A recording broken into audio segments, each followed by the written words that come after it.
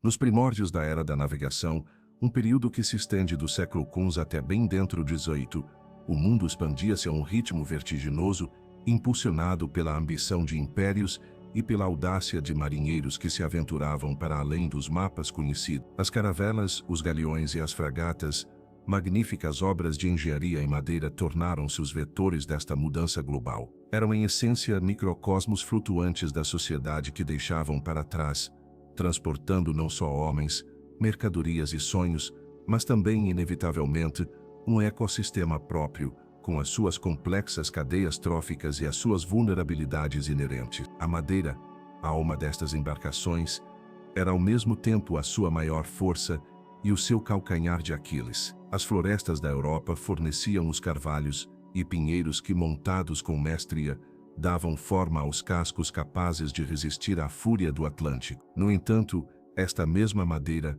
orgânica e porosa, era um santuário para uma miríade de organismos e, sobretudo, o cenário perfeito para o florescimento da maior ameaça interna que qualquer expedição enfrentaria: as pragas de roedor. Para compreender a magnitude do papel que o gato desempenharia neste teatro de sobrevivência, é imperativo primeiro dissecar a natureza da ameaça que estava destinado a combater. Não se tratava de um simples incômodo, mas de um inimigo multifacetado que atacava os alicerces da vida a bordo: o alimento, a integridade estrutural da nau e a saúde da tripulação.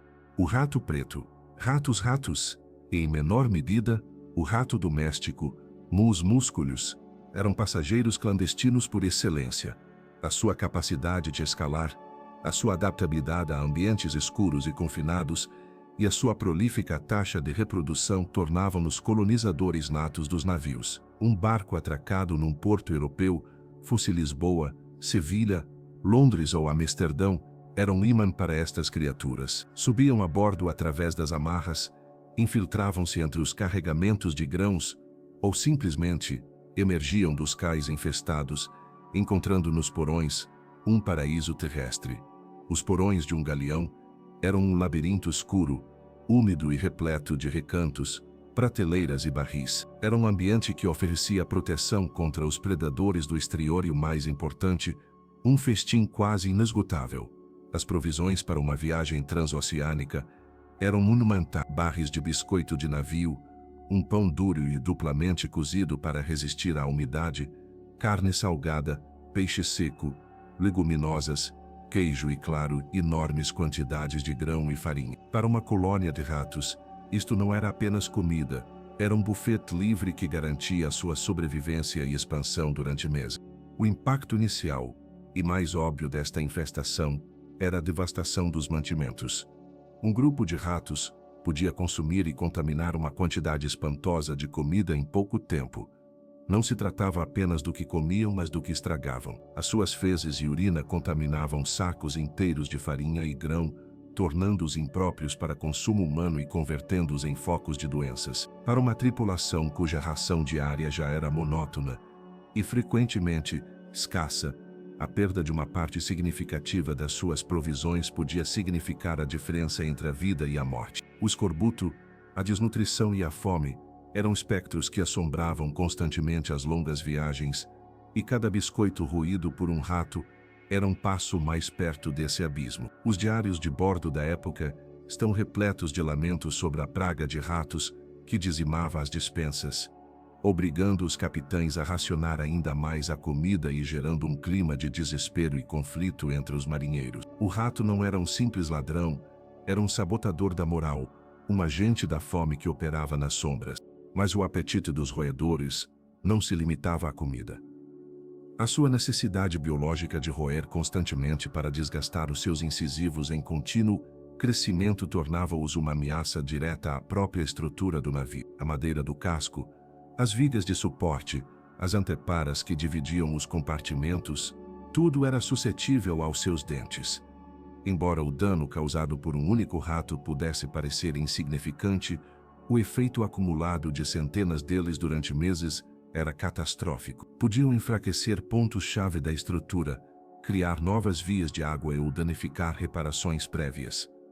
No entanto, o perigo mais imediato e tangível residia no seu gosto por roer o cordame. O aparelho de um navio à vela era um sistema incrivelmente complexo e vital. Centenas de metros de cordas de cânhamo, de diferentes espessuras e funções, controlavam as velas, sustentavam os mastros e permitiam as manobras. Eram o sistema nervoso e muscular da uma adriça ou uma escota roída num ponto crítico podia romper-se no momento de maior tensão durante uma tempestade, deixando uma vela incontrolável, provocando a quebra de um mastro, ou, no pior dos casos, levando o navio a sossobrar. Os marinheiros viviam num estado de perpétua vigilância, inspecionando constantemente as cordas, mas era uma batalha perdida de antemão. Os ratos trabalhavam de noite, em locais de difícil acesso, minando silenciosamente a segurança de todos a bordo. A terceira frente de ataque, e talvez a mais aterradora, era a biológica. O rato preto é tristemente célebre na história da humanidade por ser o principal vetor da peste negra, a pandemia que devastou a Europa no século XIV. A doença é causada pela bactéria Yersinia pestis, que se transmite aos humanos através das pulgas que infestam os ratos. O navio era um sistema fechado, uma incubadora perfeita para a propagação de doenças. Se um rato portador de pulgas infectadas subisse a bordo, o destino da tripulação estava praticamente selado. As condições de superlotação e a falta de higiene a bordo criavam o ambiente ideal para que as pulgas saltassem dos ratos para os marinheiros. Um surto de peste bubônica em alto mar era uma sentença de morte coletiva. Não havia escapatória, nem médicos, nem remédio. A história da navegação está marcada por relatos de navios fantasma, encontrados à deriva com toda a sua tripulação morta, vítimas de doenças fulminantes, cuja propagação foi facilitada se não diretamente causada pela presença de rato. Além da peste, os roedores eram portadores de outras doenças como o tifo, a salmonelose ou a leptospirose, todas elas potencialmente letais nas condições precárias de um navio. Diante deste inimigo implacável e tridimensional, as soluções humanas eram lamentavelmente inadequadas. Os marinheiros tentavam de tudo. Colocavam armadilhas, muitas vezes de madeira e metal, que no melhor dos casos, capturavam uns poucos indivíduos enquanto a colônia continuava a prosperar nas profundezas do navio.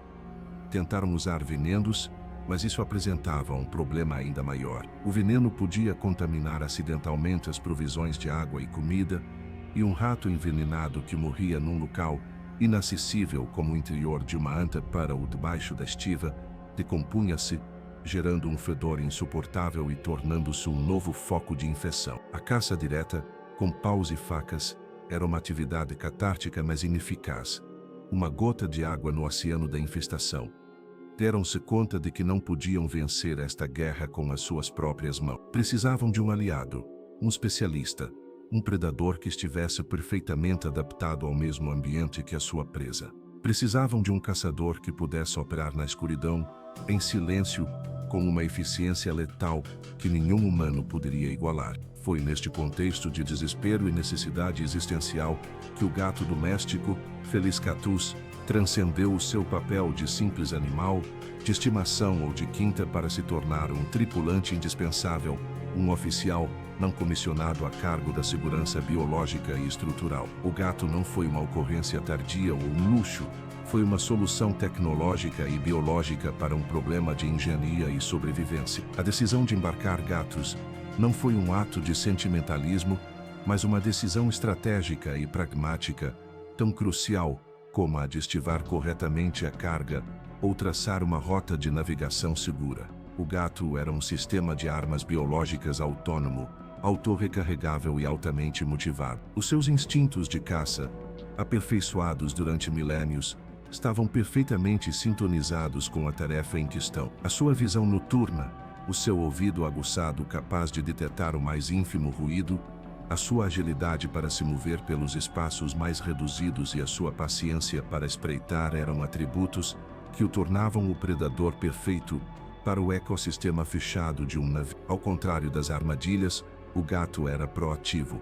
Não esperava pela presa, procurava, patrulhava incansavelmente os porões, as entrepontes e as sentinas, locais onde os humanos raramente se aventuravam. A sua mera presença, o seu cheiro atuava como um poderoso dissuasor, alterando o comportamento dos roedores e limitando a sua audácia. O gato não só eliminava indivíduos, mas exercia uma pressão constante sobre toda a população, mantendo seu número sob controle e mitigando assim as três grandes ameaças: a perda de alimentos, o dano estrutural e a propagação de doenças. O navio, antes um paraíso para os ratos, convertia-se agora num território de caça, um território patrulhado por um guardião silencioso e letal. O amanhecer do gato a bordo marcou o ocaso da tirania do roedor, estabelecendo um novo equilíbrio de poder nas entranhas de madeira das naus que mudariam o mundo.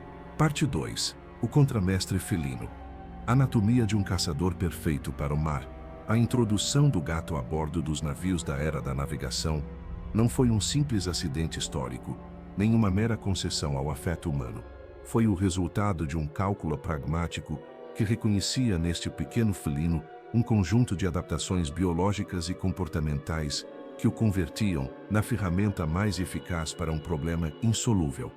Para apreciar plenamente a revolução que a sua presença representou, é necessário esmiuçar a anatomia e a etologia do Felis catus e entender como cada um dos seus atributos, polidos por milênios de evolução, se encaixava com uma precisão espantosa nos desafios específicos do ambiente naval.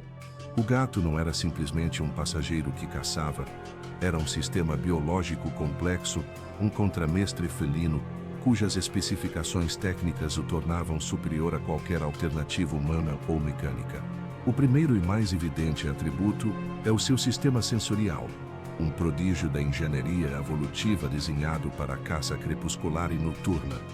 A visão do gato é lendária, mas a sua eficácia no navio vai além da simples capacidade de ver no escuro. Os seus olhos possuem uma camada de tecido refletor atrás da retina, o tapetum lucidum, que atua como um espelho, refletindo a luz visível de volta através da retina. Este mecanismo amplifica a luz disponível, permitindo ao gato ver com um nível de iluminação até 6 vezes inferior ao que um humano necessita. Nos porões de um galeão apenas iluminados pelo fraco brilho que se filtrava pelas escotilhas ou pelo piscar de um distante candilo, isto era um superpoder. Enquanto os marinheiros tropeçavam na penumbra, o gato movia-se com a confiança de quem passeia em plena luz do dia, mapeando o seu território e detetando o mais subtil dos movimentos. Além disso, as suas pupilas elípticas podem dilatar-se enormemente para maximizar a captação de luz na escuridão e contrair-se até se tornarem uma fina fenda sob a luz solar direta, no convés, protegendo a sensível retina. Esta versatilidade permitia-lhe operar com a mesma eficácia na negrura da sentina como sob o sol implacável do Equador. Complementando a sua visão, encontra-se o seu sistema auditivo, uma ferramenta de detecção de precisão milimétrica. As orelhas de um gato, com mais de 30 músculos, em comparação com os 6 de um humano, podem rodar em 80 graus de forma independente. Isto permite-lhe triangular a fonte de um som com uma precisão espantosa, sem necessidade de mover a cabeça. Um marinheiro podia ouvir o correr dos ratos, mas era um som ambiental e difuso. Um gato, em contrapartida, podia discernir a localização exata de um único roedor a roer um biscoito a vários metros de distância, na escuridão total, atrás de uma antepara. O seu alcance auditivo é também muito superior ao nosso, estendendo-se a frequências ultrassônicas. Os ratos comunicam em parte através de guinchos de alta frequência, inaudíveis para o ouvido humano. Para um gato, estas comunicações eram como balizas de rádio, denunciando a presença e a localização da sua presa muito antes de esta entrar no seu campo de visão. O navio, com o seu constante ranger de madeiras, o assobio do vento e o murmúrio das ondas, era um ambiente acusticamente complexo. O cérebro do gato estava programado para filtrar estes ruídos de fundo e concentrar-se nas frequências e padrões específicos da sua presa. O sentido do olfato, embora não tão dominante como nos canídeos, desempenhava um papel crucial. O órgão de Accumbens, ou vomero nasal, situado no palato, permitia-lhe saborear as partículas de odor do ar, um processo conhecido como a resposta de Flem. Isto proporcionava-lhe uma camada adicional de informação sobre o seu ambiente. Podia detectar as marcas de urina que os roedores utilizavam para delimitar o seu território, identificando assim as rotas mais frequentadas e os ninhos. O cheiro de um gato, por sua vez, convertia-se numa poderosa arma psicológica. A mera presença das feromonas de um predador natural induzia um estado de estresse crônico na população do roedor. Este estresse afetava o seu comportamento, tornando-os mais cautelosos e menos propensos a aventurar-se em áreas abertas, e podia até chegar a suprimir os seus ciclos reprodutivos. Portanto, o gato não era apenas um agente de eliminação direta, mas também um controlador de população passivo, uma arma de dissuasão biológica cujo efeito se estendia por toda a nau. A anatomia física do gato é a de um atleta consumado, um acrobata do sigilo. O seu esqueleto, composto por mais de 230 ossos, cerca de 24, mais que humano, é incrivelmente flexível. A ausência de uma clavícula rígida e a sua ligação flutuante, através de músculos, permite-lhe passar por qualquer abertura pela qual a sua cabeça possa passar. Esta característica era inestimável num navio, um labirinto de espaços estreitos, vigas e recantos, onde um cão ou humano não podiam chegar. O gato deslizava com uma facilidade pasmosa. As suas patas, equipadas com almofadas macias e espessas, amorteciam o som dos seus passos, permitindo-lhe aproximar-se da sua presa num silêncio quase absoluto. As suas garras retráteis eram ferramentas de duplo uso, mantidas dentro das suas bainhas durante a marcha para conservar o seu fio e não produzir ruído, e estendidas numa fração de segundo para se agarrarem às superfícies de madeira durante o balanço do navio ou para apanhar uma presa esquiva. Talvez uma das adaptações mais extraordinárias para a vida no mar fosse o seu inato reflexo de endireitamento. Graças a um sistema vestibular excepcionalmente sensível no seu ouvido interno, que atua como um giroscópio e um acelerômetro, um gato pode determinar a sua orientação no espaço e, em caso de queda, girar o seu corpo no ar para aterrar sempre sobre as patas. No navio submetido a um constante arfar e balançar, esta habilidade não era um mero truque de circo, mas um mecanismo de sobrevivência essencial. Permitia-lhe manter o equilíbrio em superfícies instáveis, saltar de uma viga para outra durante uma maré viva e sobreviver a quedas que teriam ferido gravemente outros animais. Esta habilidade inerente dava-lhe uma vantagem decisiva, tanto na perseguição da sua presa, como na sua própria sobrevivência a bordo. Do ponto de vista comportamental, o gato é um predador solitário e territorial, traços que se adaptavam perfeitamente à estrutura social de um navio. Ao contrário dos animais de matilha, um gato não requeria uma complexa interação social para operar. Era uma unidade autônoma. Estabelecia o porão ou uma secção do navio como seu território e defendia-o instintivamente dos intrusos, ou seja, dos roedores. O seu ciclo de atividade, predominantemente crepuscular e noturno, coincidia com as horas de maior atividade dos ratos, o que maximizava as oportunidades de caça. O famoso jogo do gato com a sua presa, muitas vezes mal interpretado como crueldade, é na realidade um comportamento instintivo para esgotar uma presa potencialmente perigosa. Um rato encurralado pode morder e causar feridas graves, e para aperfeiçoar as suas habilidades de caça. Este instinto, implacável e inesgotável, não dependia da fome. Um gato bem alimentado continuará a caçar, impulsionado por um imperativo genético que não se desativa. Isto era crucial, pois significava que o contramestre felino estava de serviço 24 horas por dia, independente de os marinheiros partilharem ou não a sua ração com ele. A própria natureza da vida do gato era de baixa manutenção, um fator de suma importância num ambiente de recursos limitados. Eram animais meticulosamente limpos, que passavam grande parte do seu tempo a limpar-se. Este comportamento não só mantinha a sua pelagem em ótimas condições, mas também reduzia o risco de parasitas e doenças cutâneas, minimizando a necessidade de cuidados por parte da tripulação. A sua dieta, embora idealmente carnívora, podia ser suplementada com restos de peixe ou carne salgada das rações dos marinheiros, mas a sua principal fonte de sustento obtinha-a por si mesmo. De certo modo, o gato era o único membro da tripulação que se autoabastecia. Não representava um encargo significativo para as já depauperadas despensas, mas pelo contrário, protegia. Em resumo, a escolha do gato como protetor naval não foi uma casualidade. foi o reconhecimento de um design biológico superior.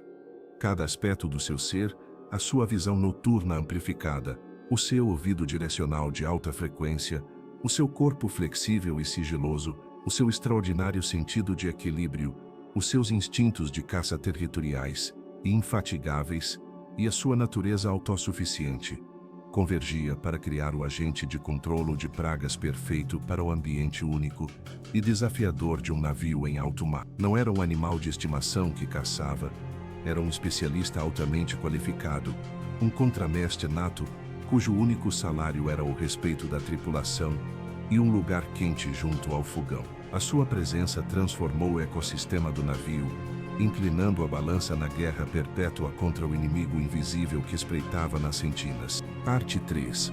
Além do dever. O gato como âncora emocional num oceano de solidão, embora a função primordial e pragmática do gato a bordo de um navio fosse, sem dúvida, a de um caçador implacável, limitar o seu valor a esta única dimensão seria ignorar uma das contribuições mais profundas e ao mesmo tempo mais subtis que ofereceu à vida no mar, o seu papel como âncora emocional e estabilizador da moral da tripulação. A vida de um marinheiro na era da navegação era uma existência de uma dureza quase inconcebível para a sensibilidade moderna. Era um mundo definido pelo isolamento, pelo medo, pela monotonia e por uma hierarquia social rígida e muitas vezes brutal. Neste ambiente hostil, o gato transcendeu a sua condição de ferramenta biológica para se tornar um confessor silencioso, um ponto de calor e uma fonte de consolo, oferecendo um tipo de interação radicalmente diferente da que existia entre os próprios homens. Para começar, é crucial visualizar a paisagem psicológica de um marinheiro. Estes homens eram arrancados dos seus lares, das suas famílias e de tudo o que conheciam, para embarcarem em viagens que podiam durar anos.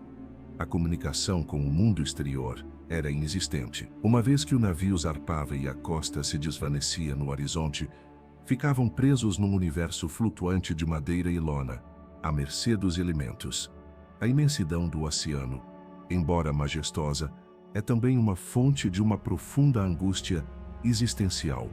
O isolamento era total e absoluto. Dias, semanas e meses passavam vendo unicamente o mar e o céu, uma monotonia esmagadora que podia erudir o espírito mais resistente. A solidão tornava-se uma companheira constante, mesmo num navio apinhado. As relações humanas a bordo estavam fortemente estratificadas e regidas por uma disciplina de ferro.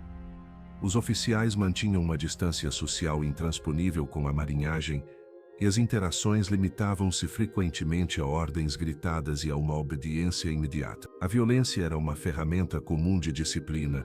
O chicote do contramestre não era uma ameaça, mas uma realidade cotidiana. A amizade existia, claro, mas estava sempre tingida pela competitividade, pela desconfiança e pela tensão inerente a um grupo de homens confinados num espaço reduzido e perigoso.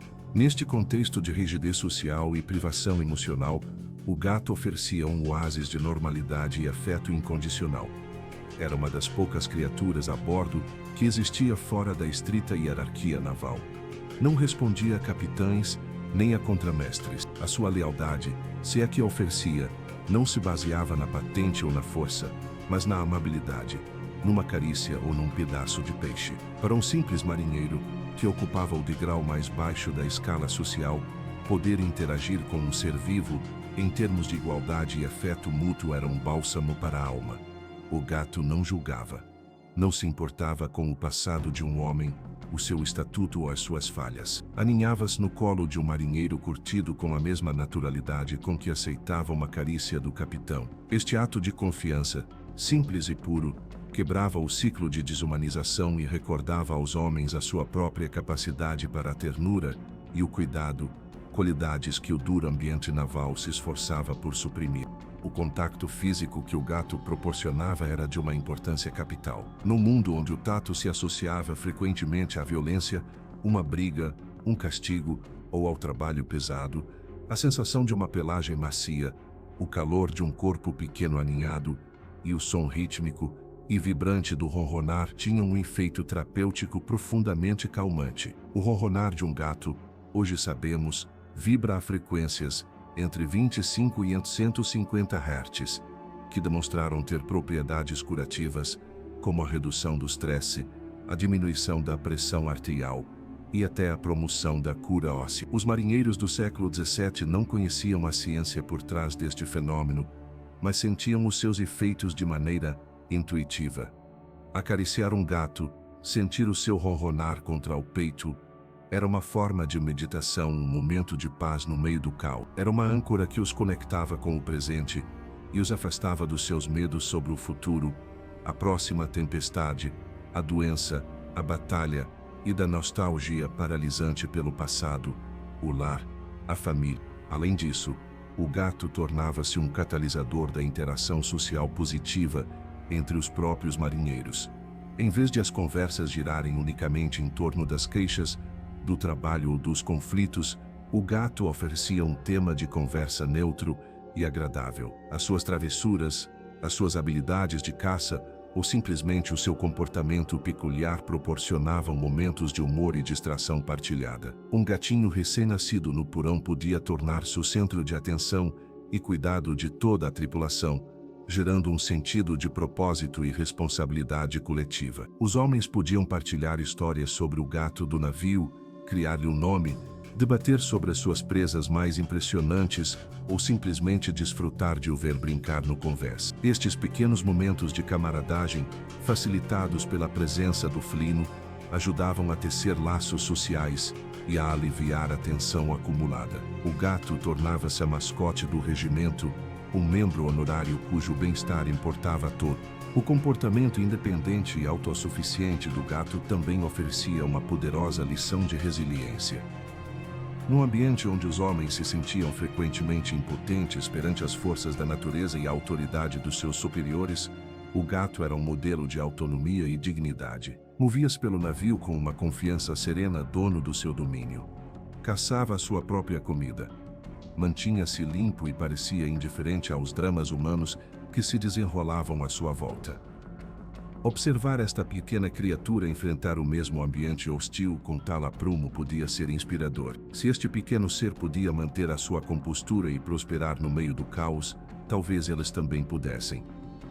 O gato encarnava uma forma de liberdade e autossuficiência que os marinheiros ansiavam, mas não possuíam. O ciclo vital do gato a bordo, nascimento, crescimento, caça, descanso, também proporcionava um ritmo natural e reconfortante que contrastava com a artificialidade e a dureza da vida naval. A presença de gatinhos, em particular, era um poderoso lembrete da vida, da inocência e da continuidade num ambiente obcecado com morte e a sobrevivência. Cuidar deles, vê-los crescer e aprender a caçar sob a tutela da sua mãe, era uma experiência que conectava os marinheiros com os ciclos fundamentais da natureza, algo que o vasto e monótono oceano frequentemente lhes negava. Em essência, o gato atuava como um terapeuta a bordo. A bordo, absorvia a solidão, mitigava o estresse e recordava aos homens a sua humanidade. Proporcionava um afeto que não pedia nada em troca, um contato físico que era curador em vez de violento, e um ponto de foco que fomentava a comunidade em vez do conflito. A sua contribuição para a moral da tripulação era tão vital como a sua contribuição para a erradicação das pragas. Um navio com uma tripulação desmoralizada, deprimida e conflituosa era um navio ineficaz e perigoso, propenso a erros, motins e à autodestruição. Ao manter o equilíbrio psicológico dos homens, o contramestre felino também estava, à sua maneira, a manter o rumo da nau. O seu valor não podia ser medido nos ratos que matava, mas nos espíritos que levantava. Era no sentido mais profundo, o guardião não só das provisões, mas também da alma do navio. Parte 4. Oráculos do clima e amuletos da sorte. O gato no folclore marítimo. No universo fechado e precário de um navio à vela, onde a sobrevivência dependia de uma leitura correta dos céus e dos mares, a superstição não era uma fraqueza, mas um mecanismo de defesa, uma forma de impor um sentido de ordem e previsibilidade num mundo governado pelo caos. Os marinheiros eram por necessidade homens profundamente supersticiosos. Cada ranger do navio, cada formação de nuvens, cada comportamento invulgar da fauna marinha era interpretado como um presságio, uma mensagem do destino ou dos deuses do mar. Nesta rica tapeçaria de crenças e folclore, o gato do navio ascendeu rapidamente do seu estatuto de simples caçador e companheiro a uma posição muito mais elevada e mística, a de oráculo vivo e talismã da boa fortuna. A sua natureza enigmática, a sua independência e a sua aparente sensibilidade a forças invisíveis converteram-no no barômetro mais consultado e respeitado a bordo. A crença mais difundida e enraizada era a capacidade do gato para prever o tempo. Esta ideia, embora envolta no manto da superstição, não carecia de uma base empírica por muito mal interpretada que estivesse. O ouvido interno do gato, esse mesmo sistema vestibular que lhe proporciona o seu extraordinário equilíbrio, é extremamente sensível às mudanças na pressão atmosférica. Uma queda brusca da pressão, que frequentemente precede uma tempestade, podia ser detetada pelo gato muito antes de os marinheiros notarem os primeiros sinais visuais no céu. Esta mudança de pressão podia causar-lhe um ligeiro desconforto de orientação, manifestada num comportamento invulgar. Os marinheiros, agudos observadores do seu ambiente, aprenderam a ler este sinal. Um gato que de repente se tornava inquieto, que corria freneticamente pelo convés, sem motivo aparente, que miava com insistência ou que se lambia compulsivamente a pelagem em contrapelo, era um alarme vivo. O gato tem um vendaval na cauda, dizia. Esta previsão não era infalível, mas era suficientemente precisa para que os oficiais mais pragmáticos a tivessem em conta, ordenando à tripulação que se preparasse para o mau tempo, segurando as escotilhas e recolhendo as velas. As previsões tornaram-se incrivelmente específicas e codificadas no folclore marítimo. Se um gato se lambesse atrás das orelhas, era sinal de chuva iminente. Se espirrasse, era um presságio de que a chuva estava próxima. Se sentasse de costas para o fogo do fogão, anunciava a chegada de uma geada ou um vento frio. Um gato particularmente brincalhão e animado, pelo contrário, era o melhor augúrio possível. Sinalizava a chegada de ventos favoráveis e uma viagem tranquila. Os marinheiros celebravam este comportamento, convencidos de que o gato estava a invocar ou a arranhar o bom vento de que necessitavam para encher as velas. Estas crenças, transmitidas de geração em geração de marinheiros, faziam parte do conhecimento essencial para a sobrevivência. Ignorar os sinais do gato do navio era tentar a sorte, um ato de arrogância que nenhum marinheiro experiente se atreveria a cometer. Além do seu papel como meteorologista, o gato era considerado um poderoso amuleto da boa sorte. Acreditava-se que a sua mera presença a bordo apaziguava os espíritos do mar e garantia a proteção da nau. O navio com um gato era um navio abençoado. Pelo contrário, o navio sem gato era visto como incompleto e vulnerável. Tão forte era esta crença que os gatos se tornaram uma mercadoria valiosa nos portos. As esposas e namoradas dos marinheiros frequentemente lhes ofereciam um gato preto antes de zarparem, já que, contrariamente à superstição terrestre em algumas culturas, os gatos pretos eram considerados especialmente afortunados no mar na tradição britânica e de outras nações marítimas. Acreditava-se que a sua cor escura absorvia as energias negativas e protegia contra a bruxaria e os maus espíritos. Maltratar o gato do navio era um dos tabus mais graves. Era considerado um ato que atraía o infortúnio, não só sobre o infrator, mas sobre toda a tripulação. A lenda náutica está cheia de contos com moral sobre marinheiros que, por crueldade ou estupidez, feriram o gato e provocaram a ira do oceano. Lançar um gato pela borda era o pior dos sacrilégios. Um ato que, segundo se dizia, podia conjurar uma tempestade terrível que duraria 9 dias, em ressonância com as 9 vidas do gato, ou até provocar o naufrágio do navio. O gato era um membro protegido da tripulação, e a sua segurança era responsabilidade de todos. Partilhar a ração com ele, oferecer-lhe um lugar quente para dormir ou simplesmente tratá-lo com respeito, eram investimentos na boa fortuna coletiva da viagem. O gato também estava associado ao conceito da alma e do além. Acreditava-se que os gatos podiam ver fantasmas e espíritos. Quando um gato parava a olhar fixamente para um ponto vazio no navio, alguns marinheiros benziam-se, convencidos de que estava a observar o espírito de um companheiro caído. Esta ligação com o sobrenatural reforçava o seu estatuto místico. Não era apenas um animal, mas uma ponte entre o mundo dos vivos e o dos espíritos, um guardião que vigiava tanto as ameaças físicas como as metafísicas. Uma das lendas mais fascinantes é a do gato de duas cores, ou gato do dinheiro. Acreditava-se que os gatos com pelagens de várias cores, especialmente os tartaruga ou os tricolores, cálico, traziam não só sorte, mas também prosperidade econômica. Um navio que contasse com um gato desse tipo estava destinado a ter sucesso nas suas empresas comerciais, encontrar os melhores preços nos portos e a voltar para casa com os porões cheios de mercadorias valiosas. Esta crença pode ter surgido da genética. A maioria dos gatos tricolores são fêmeas, e uma fêmea a bordo significava a possibilidade de ter gatinhos, ou seja, mais amuletos da sorte e mais caçadores, para proteger a carga, o que em si mesmo era uma forma de prosperidade. Até a partida de um gato era um evento carregado de significado. Se um gato abandonasse voluntariamente um navio pouco antes de este zarpar, era considerado o pior dos presságios. Os marinheiros mais veteranos recusar-se-iam a embarcar, convencidos de que o gato, com o seu sexto sentido, sabia que o navio estava condenado e não voltaria a porto. Esta crença, embora puramente supersticiosa, pode ter salvo vidas. Um gato poderia abandonar o navio por razões práticas, que também indicavam problemas, como uma infestação de ratos tão grave que se tornava esmagadora, ou um dano estrutural no casco que o animal detetava através de vibrações ou infiltrações imperceptíveis para os humanos. Em resumo, o folclore marítimo transformou o gato, elevou-o da sua função prática e investiu-o de um poder simbólico imenso. Era um ser que habitava na interseção do natural e do sobrenatural, da ciência observável, a sua reação à pressão atmosférica, e da magia, a sua capacidade de atrair a sorte. Para os marinheiros, o gato não era simplesmente um animal que partilhava sua viagem.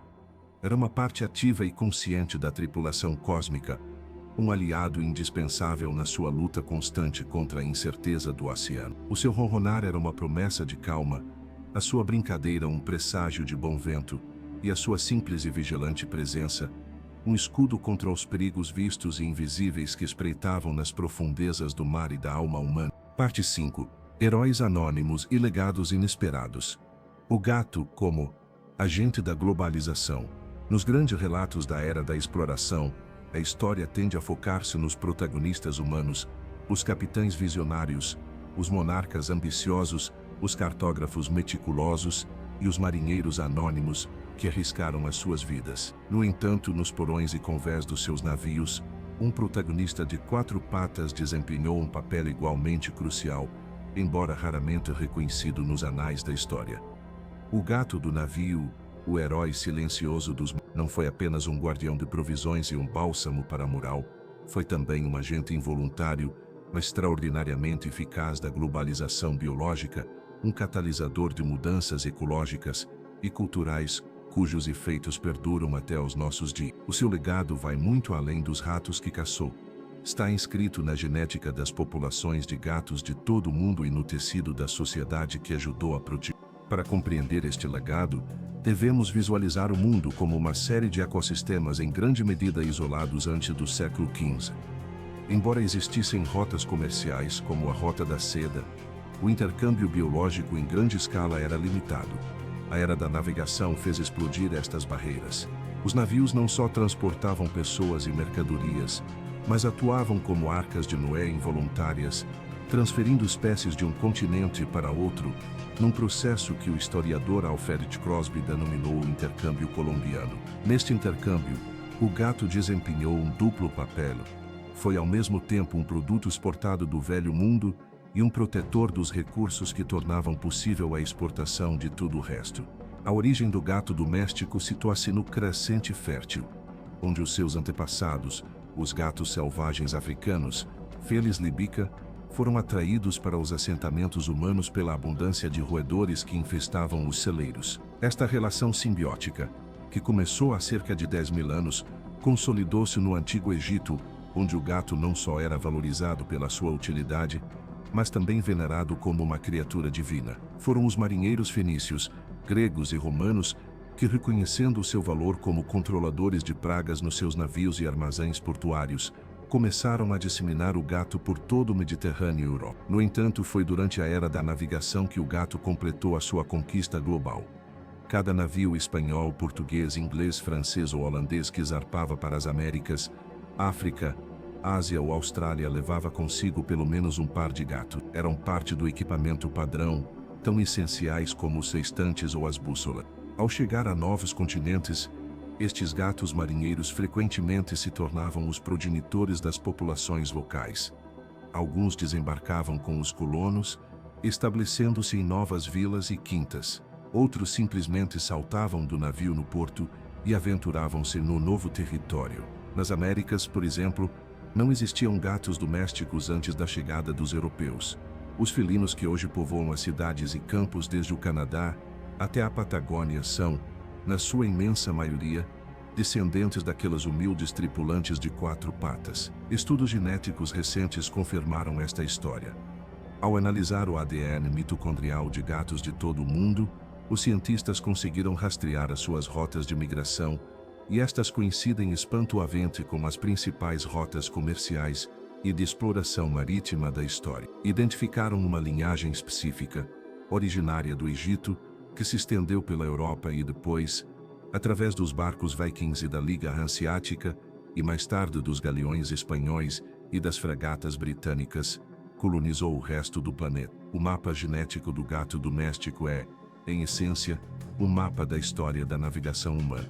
Este papel como agente da globalização biológica teve consequências ecológicas profundas.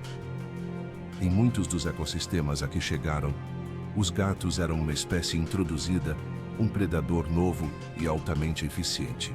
Em ilhas oceânicas que nunca tinham tido predadores mamíferos, o seu impacto foi particularmente devastador para a fauna local, especialmente para as aves que nidificavam no chão e os pequenos mamíferos. Este é o lado sombrio do legado do gato, uma consequência não intencional do seu sucesso como espécie globalizada. No entanto, da perspectiva dos colonos humanos, a chegada do gato foi uma bênção. Os roedores do Velho Mundo, como o rato preto e a ratazana castanha, viajavam frequentemente nos mesmos navios e revelavam-se espécies invasoras ainda mais destrutivas, dizimando as colheitas e propagando doenças. O gato, ao chegar, continuava sua ancestral guerra contra eles num novo campo de batalha, protegendo as frágeis economias agrícolas das novas colônias e ajudando a assegurar o sucesso dos assentamentos europeus. O heroísmo anônimo do gato manifesta-se na sua contribuição silenciosa para inúmeros eventos históricos. Pensemos na viagem do Mayflower em 1620. Entre os seus passageiros encontravam-se quase com toda a certeza vários gatos.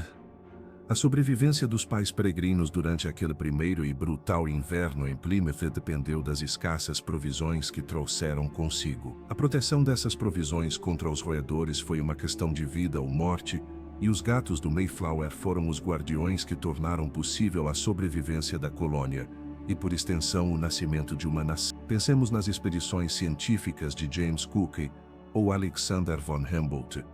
Os seus navios transportavam não só instrumentos e marinheiros, mas também valiosos espécimes de plantas e animais que deviam ser protegidos dos dentes dos ratos. O gato a bordo era o garante de que este conhecimento chegasse a bom porto. Pensemos nas frotas do tesouro espanholas que transportavam o ouro e a prata das Américas para a Europa. A carga era inorgânica, mas os marinheiros e as estruturas dos navios continuavam a ser vulneráveis. O gato era o protetor da mão de obra e da maquinaria que impulsionava o motor do império.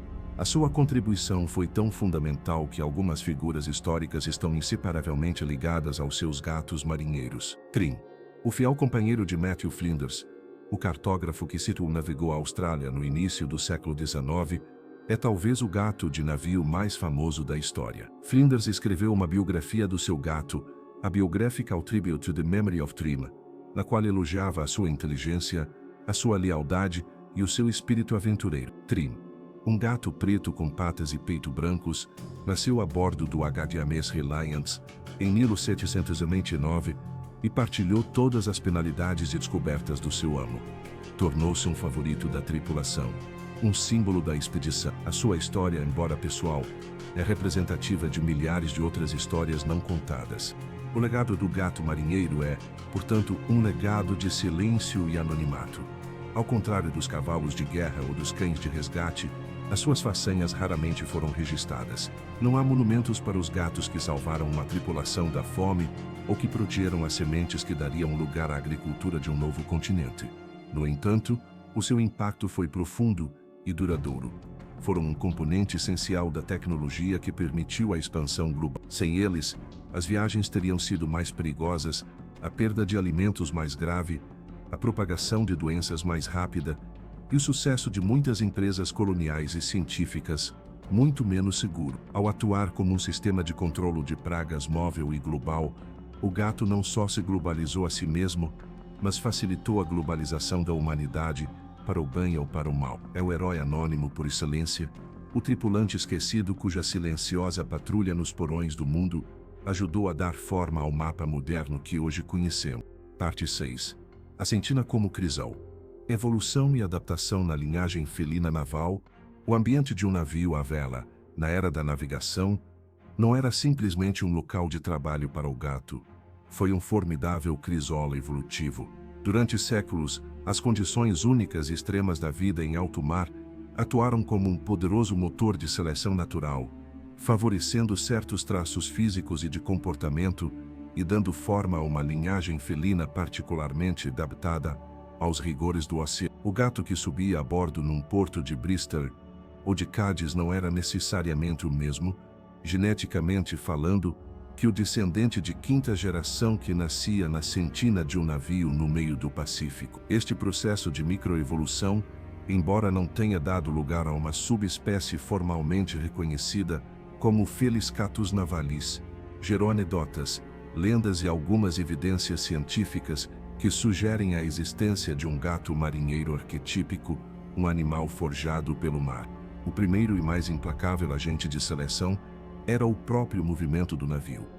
O constante balanço, a arfada e as sacudidelas violentas durante as tempestades exerciam uma pressão seletiva a favor de indivíduos com um sentido de equilíbrio superior e uma constituição física robusta. Os gatos com um sistema vestibular menos desenvolvido com uma coordenação motora deficiente tinham mais probabilidade de sofrer quedas, ferir-se ou simplesmente ser varridos pela borda por um golpe de mar. Pelo contrário, aqueles com um equilíbrio inato e excepcional, capazes de se mover com agilidade por aparelhos escorregadios e convés inclinados, não só sobreviviam como prosperavam. Esta seleção natural teria favorecido os gatos com uma estrutura óssea forte, uma musculatura bem desenvolvida e, sobretudo, esse agudo sentido de equilíbrio que já é característico da espécie, mas levado a um novo nível de excelência.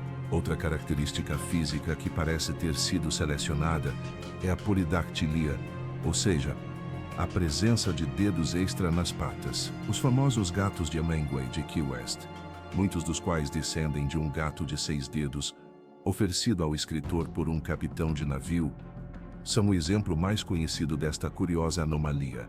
A tradição marítima sustenta que os gatos polidáctilos eram especiados nos navios. Acreditava-se que as suas patas maiores e mais largas, quase como raquetes de neve, lhes proporcionavam uma melhor aderência nos convés escorregadios e os tornavam melhores caçadores e trepadores. Embora não haja uma prova científica conclusiva que demonstre que a polidactilia confere uma vantagem seletiva real no mar, a prevalência desta característica em antigas populações de gatos de portos da Nova Inglaterra e da Grã-Bretanha sugere que, no mínimo, os marinheiros não viam esta mutação como uma desvantagem. É possível que, levados pela superstição ou pela preferência estética, selecionassem ativamente estes gatos para embarcá-los, convertendo assim os seus navios em vetores para a propagação deste traço genético ao longo das rotas comerciais do Atlântico. O temperamento também foi um fator crucial de seleção. O navio é um ambiente de alto estresse e espaço confinado, partilhado com um grande número de humanos ruidosos e muitas vezes imprevisíveis. Um gato de natureza excessivamente nervosa, assustadiça ou agressiva não teria durado muito. Os marinheiros não teriam tolerado um animal que sibilava, arranhava ou se escondia constantemente. A pressão seletiva favorecia os gatos com um temperamento equilibrado, audaz e sociável. Era necessário um gato suficientemente corajoso para enfrentar um rato encurralado, mas suficientemente dócil e confiante para interagir pacificamente com a tripulação. Procurava-se um animal curioso e adaptável, capaz de lidar com os ruídos repentinos, os movimentos bruscos e a constante atividade humana com calma. Com o tempo, as linhagens de gatos que se reproduziam a bordo teriam tendido a produzir indivíduos com este temperamento ideal, uma mistura de independência de caçador e sociabilidade de companheiro. A dieta a bordo também pôde ter desempenhado um papel na adaptação.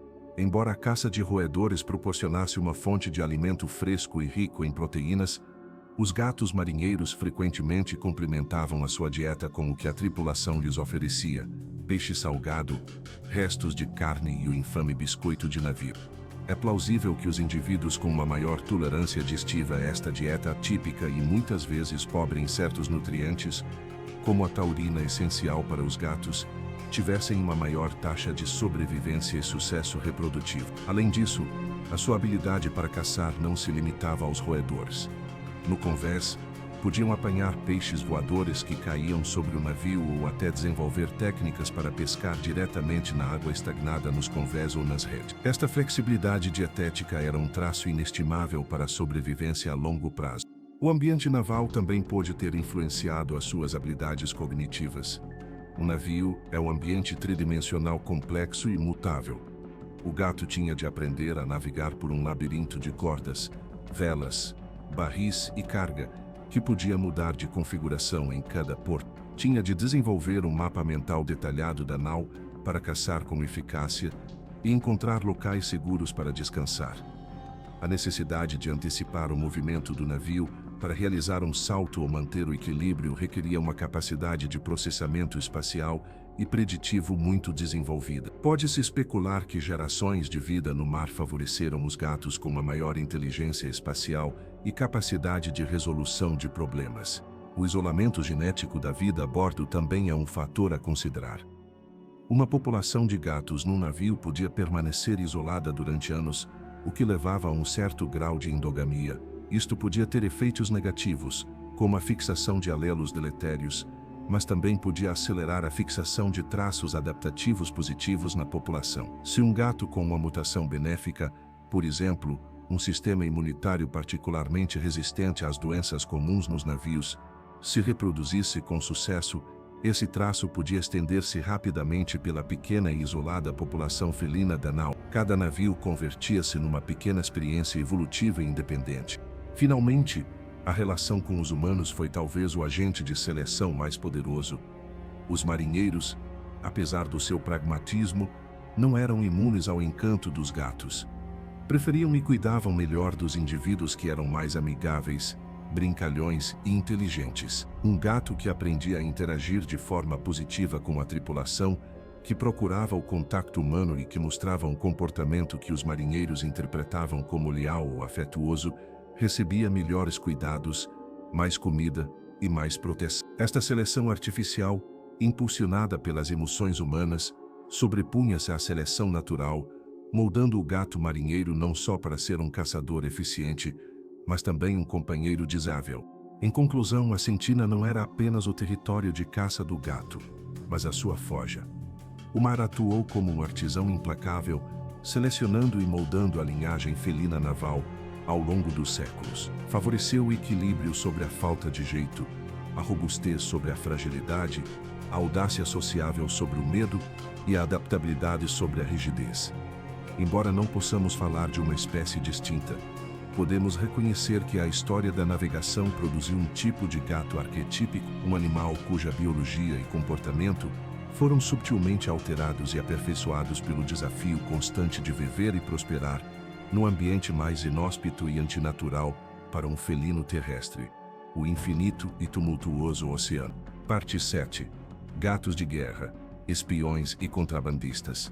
O papel do felino em conflitos navais e atividades ilícitas. A narrativa histórica do gato marinheiro centra-se, compreensivelmente, no seu papel a bordo de navios mercantes e de exploração.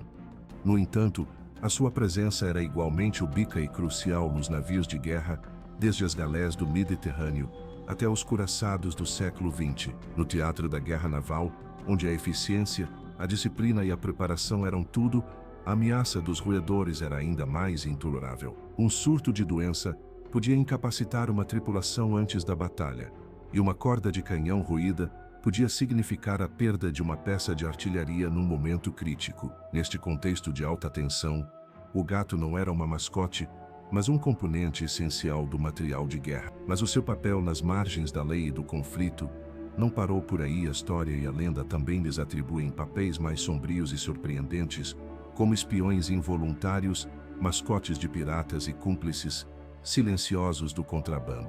Nos navios da Marinha Real Britânica, a marinha mais poderosa do seu tempo, a presença de gatos estava regulamentada e era considerada uma necessidade. O almirantado reconhecia oficialmente o seu valor para proteger não só as rações, mas também o equipamento vital. Além das cordas e das velas, os ratos tinham uma perigosa predileção pelos cartuchos de pólvora, que eram feitos de papel ou tecido, e pelas mechas utilizadas para disparar os canhões. Uma falha no sistema de disparo causada por um roedor podia silenciar um canhão e mudar o curso de uma batalha. Portanto, o gato artilheiro era um guardião da potência de fogo da nação. Durante a era de Nelson, cada navio de guerra tinha o seu complemento de gatos, muitas vezes liderados por um tom macho dominante que se tornava o favorito da tripulação. Estes gatos de guerra habituavam-se ao estrondo ensurdecedor dos canhões e aprendiam a procurar refúgio durante o combate, para depois reatarem as suas patrulhas assim que o fumo se dissipava. Um dos gatos de guerra mais célebres foi Unsinkable Sam, Sam, o inafundável, anteriormente conhecido como Oscar. A lenda conta que este gato preto e branco começou a sua carreira na Segunda Guerra Mundial a bordo do couraçado alemão Bismarck. Quando Bismarck foi afundado em maio de 1941, Oscar foi encontrado a flutuar numa prancha e foi resgatado pela tripulação do contratorpedeiro britânico HMS Cossack. Serviu no Cossack até que este também foi torpedeado e afundado alguns meses depois. Novamente, Oscar sobreviveu e foi transferido para o porta-aviões HMS Ark Royal, que casualmente tinha participado na destruição do Bismarck. Fiel ao seu destino, o Ark Royal também foi afundado em novembro. Oscar foi resgatado mais uma vez, mas decidiu-se que já tinha esgotado a sua cota de boa ou má sorte naval. Foi reformado com honras e passou o resto dos seus dias em terra. Primeiro em Gibraltar, e depois numa casa para marinheiros em Belfast. Embora a veracidade da sua história completa seja objeto de debate entre os historiadores navais, a sua lenda encapsula a resiliência e o estatuto quase mítico que os gatos podiam alcançar em tempos de guerra. Além do seu papel oficial, os gatos viram-se envolvidos em atividade de espionagem, embora de forma totalmente passiva. Durante as guerras napoleônicas e outros conflitos, a captura de um navio inimigo era um objetivo primordial. Quando um navio era capturado, muitas vezes o seu gato era adotado pela nova tripulação. Tornou-se uma prática de inteligência informal examinar qualquer coleira ou adorno que o gato usasse, na remota possibilidade de que contivesse uma mensagem oculta. Mais plausivelmente, os gatos capturados por vezes transportavam pulgas portadoras de doenças endêmicas do seu porto de origem, convertendo-se em agentes de guerra biológica involuntários ao introduzir novas estirpes de febre de navio, tifo, na tripulação capturada. Numa anedota mais elaborada da Guerra Fria, a CIA supostamente tentou um projeto chamado Acoustic Kit, no qual se implantavam cirurgicamente microfones e transmissores em gatos com o objetivo de que se aproximassem de dignitários estrangeiros e espionassem as suas conversas. O projeto foi um fracasso retumbante e foi abandonado, mas ilustra até que ponto a natureza sigilosa e a capacidade do gato para aceder a espaços privados estimularam a imaginação dos serviços de inteligência. No lado oposto da lei, no mundo da pirataria, o gato era um companheiro igualmente valorizado. Os navios piratas, muitas vezes navios mercantes capturados e modificados, enfrentavam os mesmos problemas de infestação de roedores que qualquer outro navio. Para uma tripulação que vivia de butim em butim, a proteção das provisões de comida e, sobretudo, da água potável era fundamental. Um gato a bordo de um navio pirata era um investimento prático, mas também se encaixava perfeitamente com a imagem romântica e anárquica da vida pirata. A independência, a ferocidade e a natureza misteriosa do gato ressoavam com o espírito rebelde dos bucaneiros. Enquanto os cães são frequentemente associados à lealdade e à ordem, os gatos simbolizam a autossuficiência e o desdém pela autoridade, traços que um pirata sem dúvida admiraria. Um capitão pirata com um gato no ombro, como o icônico Long John Silver com o seu papagaio, tornou-se um tropo duradouro simbolizando o seu domínio tanto sobre a sua tripulação humana como sobre o mundo animal. O sigilo do gato também o convertia num cúmplice ideal para o contrabando. Nos séculos XVIII e XIX, quando as tarifas aduaneiras eram altas, o contrabando era uma indústria florescente. Os navios que entravam em porto eram inspecionados rigorosamente. Os contrabandistas desenvolveram métodos engenhosos para ocultar mercadorias ilegais como rendas, seda, tabaco ou licores. Uma técnica, embora provavelmente mais folclórica do que comum, consistia em utilizar gatos. Podiam fabricar cerneses especiais para ocultar pequenos objetos de valor, como joias ou rendas finas, sob a pelagem do animal. Um gato, habituado a vaguear livremente, podia simplesmente descer do navio e passear pelo cais sem levantar as suspeitas dos inspetores da alfândega, para depois ser recolhido por um cúmplice em terra. O seu estatuto de criatura quase invisível, que se move pelas margens, convertia-o no mensageiro perfeito para pequenas quantidades de contrabando de alto valor. Mesmo no contexto da caça à baleia, uma das indústrias marítimas mais duras e sangrentas, o gato tinha o seu lugar. Os navios baleeiros passavam anos no mar, e as condições a bordo eram especialmente insalubres, com convés e escorregadios pela gordura e o cheiro penetrante do óleo de baleia. Os ratos prosperavam neste ambiente. O gato era essencial para proteger não só a comida, mas também os valiosos produtos derivados da baleia. O óleo de baleia, armazenado em barris, era a principal fonte de iluminação para grande parte do mundo ocidental, e o espermacete era utilizado para velas de alta qualidade e lubrificantes. Proteger esta valiosa carga era uma prioridade absoluta. Em cada um destes contextos, guerra, pirataria, contrabando, o gato demonstrou uma adaptabilidade espantosa. O seu valor fundamental como controlador de pragas era a base, mas o seu significado simbólico e as suas habilidades inerentes permitiram-lhe encaixar-se em nichos inesperados. Na guerra, era um guardião silencioso do poder militar. Para os piratas, um espírito afim e um símbolo de independência. Para os contrabandistas, um espectro invisível capaz de iludir a autoridade. Estes papéis, muitas vezes esquecidos, adicionam uma camada de complexidade e ambiguidade à história do gato marinheiro, demonstrando que a sua influência se estendeu muito para além da simples caça de ratos, chegando aos recantos mais sombrios e perigosos da história naval humana. Parte 8. O legado na cultura popular. De Gato de Botas.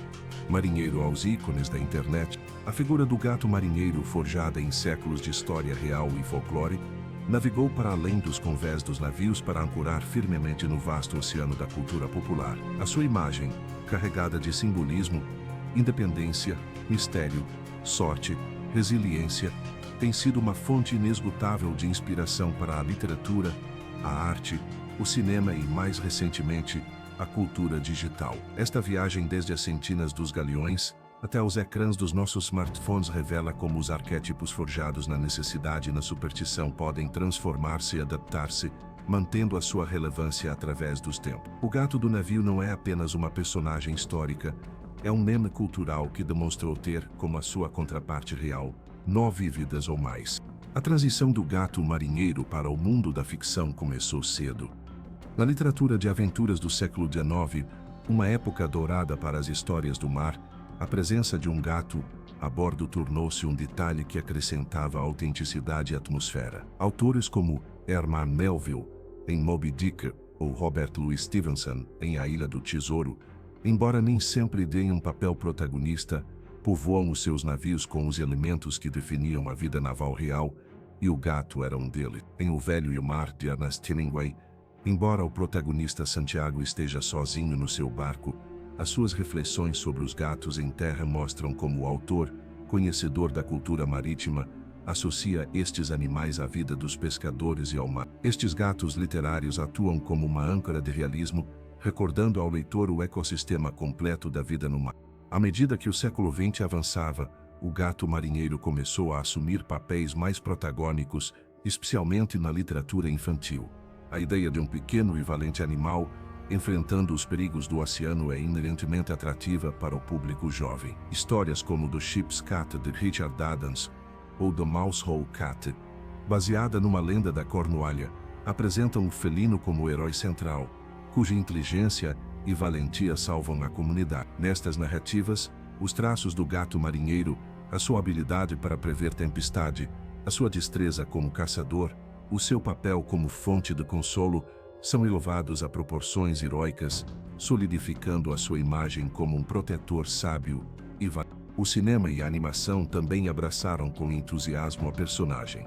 No filme da DreamWorks O Gato das Botas, embora seja uma personagem de conto de fadas, é frequentemente representado em cenários que evocam a aventura picaresca, incluindo viagens por mar, o que o conecta com a tradição do aventureiro felino. No universo do anime japonês, o gato é uma personagem recorrente, e não é raro encontrá-lo a bordo de navios piratas espaciais ou submarinos fantásticos, uma clara transposição do arquétipo clássico para cenários de ficção científica. A personagem Jiji em Kiki, aprendiz de feiticeira do estúdio Ghibli, embora não seja um gato marinheiro per si, encarna muitas das suas qualidades.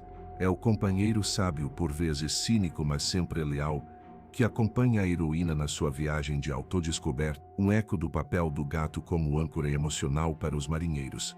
Nas artes visuais, o gato tem sido um motivo recorrente na pintura de temática naval, frequentemente representado a descansar sobre um rolo de corda, a olhar por uma escotilha ou aninhado no colo de um marinheiro. Estas imagens captam a dualidade do gato, um ser de calma e domesticidade no meio de um ambiente de trabalho duro e perigo.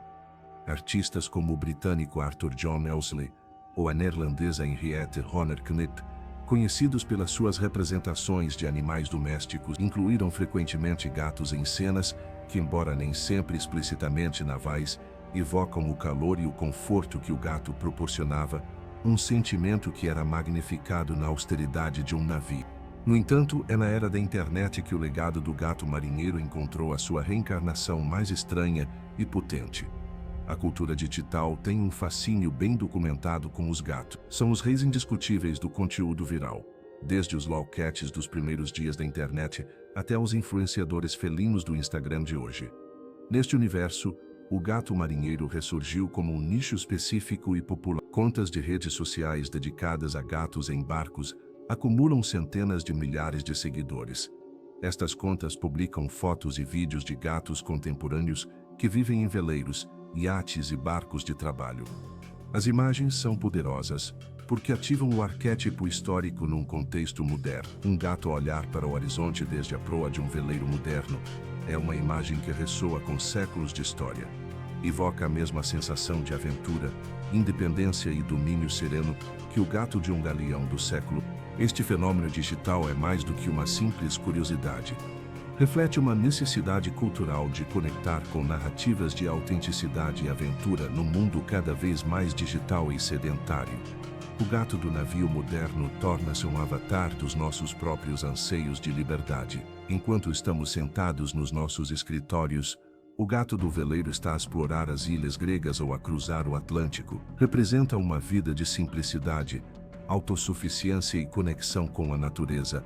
As mesmas qualidades que os marinheiros de outrora, embora por razões muito diferentes, valorizavam nos seus companheiros felinos. O gato torna-se um símbolo de escapismo, um lembrete de que existe um mundo para além dos nossos ecrãs. Além disso, a figura do gato marinheiro fundiu-se com outros memes e tropos da internet. Por exemplo, a imagem de um gato com um pequeno chapéu de marinheiro ou um impermeável amarelo tornou-se um meme reconhecível, frequentemente acompanhado de legendas humorísticas sobre as suas aventuras ou a sua sabedoria oceânica. Estes memes funcionam porque se baseiam num conhecimento cultural partilhado. Entendemos instantaneamente a referência, porque a figura do gato valente e experiente no mar está profundamente enraizada na nossa consciência coletiva, mesmo que não conheçamos os detalhes históricos. Desde os contos sussurrados na penumbra de uma taberna portuária, até os vídeos virais partilhados milhões de vezes no TikTok, o gato marinheiro demonstrou uma capacidade de adaptação cultural espantosa. Sua história é uma prova de como as narrativas podem sobreviver e prosperar ao encontrar novos meios e novas audiências. A essência da personagem, o guardião silencioso, o amuleto da sorte, o companheiro leal, permanece intacta, seja nas páginas de um romance de aventuras, na tela de um pintor ou no feed do Instagram. O Gato Marinheiro é, em última análise, uma história sobre a simbiose, sobre como duas espécies muito diferentes, o humano e o felino, encontraram uma maneira não só de coexistir, mas de se enriquecerem mutuamente num dos ambientes mais desafiadores da Terra. E essa é uma história que, ao que parece, nunca nos cansaremos de contar. Parte 9. O declínio de uma era. Vapor, aço e ao acaso do gato marinheiro tradicional. A idade de ouro do gato marinheiro, um reinado que se estendeu pelos mares durante quase 4 séculos, esteve intrinsecamente ligada à tecnologia da vela e da madeira. O gato prosperou no ecossistema particular que o navio à vela oferecia, um labirinto orgânico, poroso e vulnerável. No entanto, a revolução industrial que transformou tão profundamente a sociedade em terra, também enviou as suas ondas através dos oceanos, trazendo consigo uma nova era de tecnologia naval, que de forma gradual mas inexorável, tornaria obsoleto o papel tradicional do contramestre felino. A transição do navio de madeira e vela para o navio de aço e vapor não só mudou a forma como os humanos navegavam, alterou fundamentalmente o ambiente a bordo, eliminando os nichos ecológicos que o gato tinha dominado durante tanto tempo. O primeiro golpe na supremacia do gato veio com o vapor. A invenção da máquina a vapor marinha no início do século XIX e o seu posterior aperfeiçoamento marcaram o princípio do fim da dependência do vento. Os navios a vapor eram mais rápidos, mais fiáveis e podiam seguir rotas diretas, sem terem de se preocupar com os caprichos das correntes de ar. Esta mudança tecnológica teve um impacto direto no ecossistema do navio. As casas das máquinas dos primeiros vapores eram ambientes infernais, quentes, ruidosas e cheias do cheiro a carvão e óleo. Este não era um habitat agradável para um animal sensível ao ruído e ao calor como o gato. Embora ainda pudessem encontrar refúgio noutras partes do navio, o coração da nova tecnologia era um território hostil. A segunda e mais decisiva mudança foi o material de construção. Em meados do século XIX, o ferro e mais tarde, o aço começaram a substituir a madeira como o material principal para a construção de cascos. Os navios de aço eram maiores, mais fortes e mais duradouros, mas o mais importante, eram infinitamente menos hospitaleiros para os roedores. Um casco de aço não é poroso. Não tem as fendas, os nós e os recantos de um casco de madeira, onde os ratos podiam nidificar. As sentinas de um navio de aço eram mais limpas, mais fáceis de selar e menos propensas à acumulação de resíduos orgânicos que atraíam as pragas. A arquitetura naval moderna eliminou, por design, muitos dos esconderijos que tinham feito dos navios de madeira um paraíso para os ratos. Embora os roedores ainda pudessem subir a bordo com a carga, era-lhes muito mais difícil estabelecer uma colônia próspera e oculta. A fortaleza do inimigo tinha sido demolida. A melhoria das práticas de saneamento e controlo de pragas a bordo também contribuiu para o declínio do papel do gato.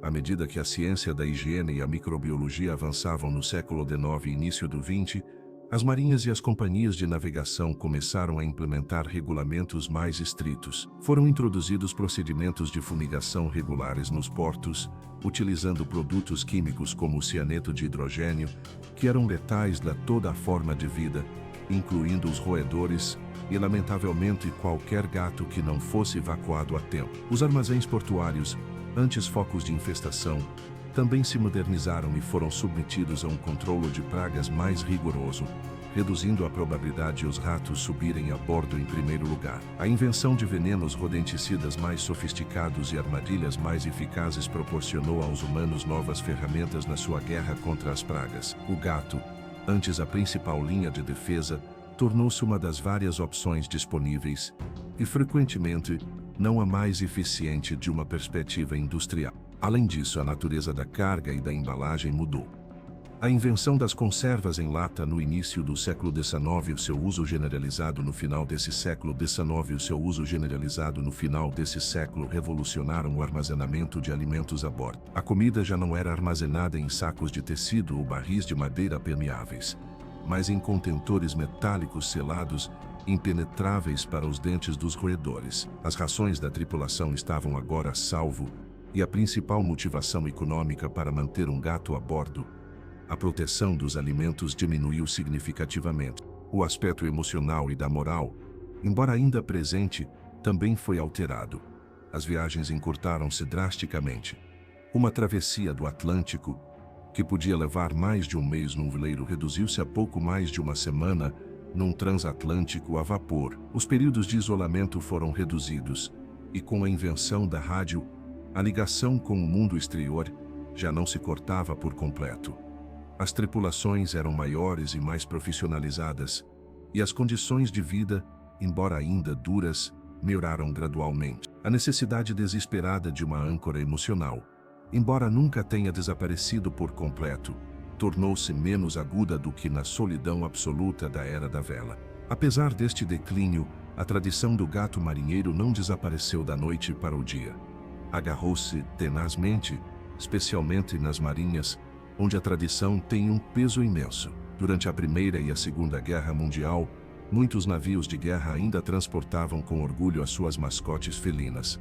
Fotos da época mostram gatos a pousar nos enormes canhões dos couraçados ou a dormir nos beliches dos marinheiros. Personagens como Unsinkable Sam ou Convoy, a mascote do HMS Hermione, que tinha a sua própria rede e uniforme em miniatura, tornaram-se lendas. Estes gatos eram símbolos da resistência e da normalidade em tempos de uma brutalidade inimaginável. Eram um lembrete do lar e da vida que os marinheiros tinham deixado para trás e pela qual estavam a lutar. No entanto, o golpe de misericórdia final na tradição oficial do gato marinheiro chegou pela via da burocracia e das regulamentações sanitárias. Em 1975, a Marinha Real Britânica, citando preocupações de higiene e regulamentações de quarentena cada vez mais estritas nos portos de todo o mundo, proibiu oficialmente a presença de gatos e qualquer outra mascote a bordo dos seus navios. Outras marinhas e linhas mercantes seguiram o seu exemplo. A era do contramestre felino como membro oficial da tripulação tinha terminado. O risco de um animal poder introduzir doenças de um país para outro, no mundo cada vez mais interligado e consciente dos riscos biológicos, superou os benefícios tradicionais que ofereciam. Hoje em dia, o gato marinheiro sobrevive principalmente em embarcações privadas, iates, veleiros de recreio e alguns barcos de pesca artesanais. Nestes pequenos barcos, muitas vezes de madeira ou fibra de vidro, o gato pode continuar a desempenhar a sua dupla função de caçador e companheiro, numa escala muito mais íntima. São os herdeiros de uma tradição milenar, um eco de uma época em que a simbiose entre o homem, o gato e o navio de madeira era uma condição indispensável para a conquista dos oceanos. O acaso do gato marinheiro tradicional não foi o resultado de um fracasso, mas de um sucesso. O sucesso da tecnologia humana em superar os problemas que o gato tinha sido recrutado para resolver. O aço, o vapor e a química finalmente conseguiram o que séculos de armadilhas e venenos não puderam: dispensar o guardião felino do seu posto, deixando-o como uma figura lendária, um rei destronado pelo mesmo progresso que ajudou a tornar possível. Parte 10. Reflexões finais. A marca imperecível do guardião de quatro patas. Ao traçar o arco histórico do gato marinheiro, desde as suas origens nos porões poeirentos dos navios egípcios, até a sua reforma, forçada na era dos superpetroleiros e das regulamentações de quarentena, emerge uma narrativa que é muito mais profunda do que uma simples crônica de animais no mar. A história do gato do navio é um espelho no qual se refletem as ambições, os medos e as inovações da humanidade. É uma história de simbiose, uma prova de como uma aliança improvável entre duas espécies pode alterar o curso da história. É um testemunho da adaptabilidade, tanto dos humanos que aprenderam a valorizar um predador em miniatura, como do próprio felino que trocou o seu ambiente terrestre por um universo de madeira flutuante. A marca do gato marinheiro não se encontra apenas nos mapas genéticos dos seus descendentes globais, mas também no tecido da nossa cultura, do nosso folclore e da nossa compreensão da história.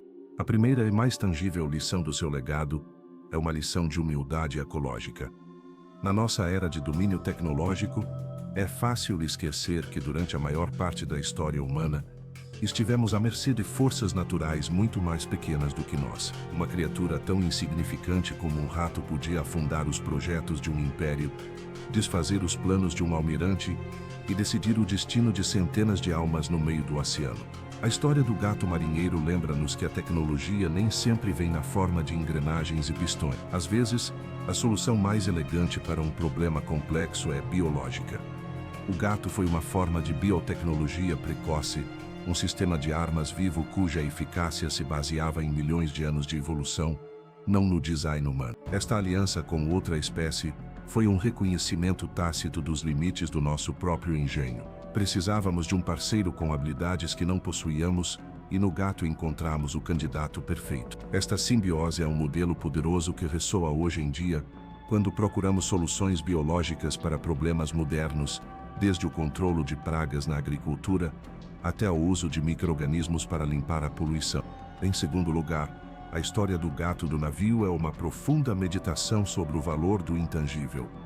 Embora o gato tenha sido embarcado por razões puramente pragmáticas e econômicas, proteger a carga e as rações, a sua contribuição mais duradoura pode ter sido psicológica. No mundo que despojava os marinheiros da sua individualidade e os submetia a um estresse e um isolamento extremos, o gato reintroduziu elementos de calor, normalidade e afeto incondicional. Quantificar o impacto de um ronronar na moral de uma tripulação é impossível em termos econômicos, mas o seu valor era incalculável. Esta história obriga-nos a considerar que a eficiência e a produtividade humanas não existem no vácuo, estão indissoluvelmente ligadas ao bem-estar emocional e mental. O gato do navio foi, em essência, o primeiro terapeuta a bordo, um lembrete de que mesmo na empresa mais dura e orientada para os objetivos, a necessidade humana de conexão e consolo é fundamental. No mundo corporativo moderno, com o seu crescente foco na saúde mental e no bem-estar dos funcionários, a figura do gato marinheiro como catalisador da moral adquire uma nova e surpreendente relevância. Em terceiro lugar, a viagem do gato através dos mares é uma metáfora da própria globalização, com todas as suas complexidades e contradições. O gato foi ao mesmo tempo um agente e um produto deste processo. Ajudou a tornar possível a expansão global ao proteger os recursos que a impulsionavam, mas também foi uma espécie invasora, um elemento do velho mundo que alterou para sempre os ecossistemas do novo. A sua história encapsula a dualidade da globalização. Por um lado, a conexão, o intercâmbio e a criação de um mundo partilhado. Por outro, a homogeneização, a perda de biodiversidade e as consequências ecológicas imprevistas. O gato não é nenhum herói nem um vilão nesta história. É simplesmente um participante, um testemunho de como as ações locais, a decisão de um capitão de embarcar um gato, podem ter consequências globais em cascata. A sua propagação pelo mundo é um mapa vivo da interconexão humana, uma rede de parentesco genético que segue as esteiras dos navios que o transportaram. Finalmente, a persistência do gato marinheiro na nossa imaginação cultural, muito depois de o seu papel prático ter desaparecido, diz muito sobre o nosso anseio por certas qualidades que ele encarna. Numa era de conformidade, celebramos a sua independência. Num mundo de incerteza, admiramos a sua serena autossuficiência.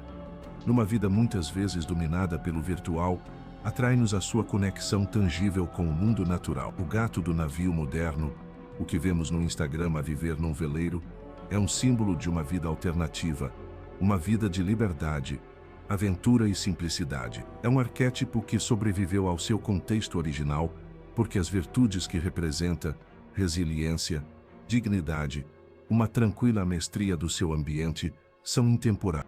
A marca do guardião de quatro patas é, portanto, imperecível. Está na diversidade genética dos gatos que vagueiam pelas cidades portuárias de todo o mundo. Está nas páginas dos nossos romances de aventuras e nas lendas que contamos aos nossos filhos. Está nas superstições que ainda persistem entre os homens e mulheres do mar. Está no sorriso que se nos desenha ao ver a imagem de um gato olhar com calma para o vai-vem das ondas. O gato marinheiro ensinou-nos que a força pode vir num pacote pequeno e silencioso, que a sobrevivência depende tanto do espírito como da força física, e que as alianças mais inesperadas podem ser as que, em última análise, nos permitem navegar pelas águas mais turbulentas. O seu serviço oficial pode ter terminado, mas a sua lenda continua a navegar, um tripulante fantasma no navio da nossa memória coletiva, ronronando a sua história através dos tempos.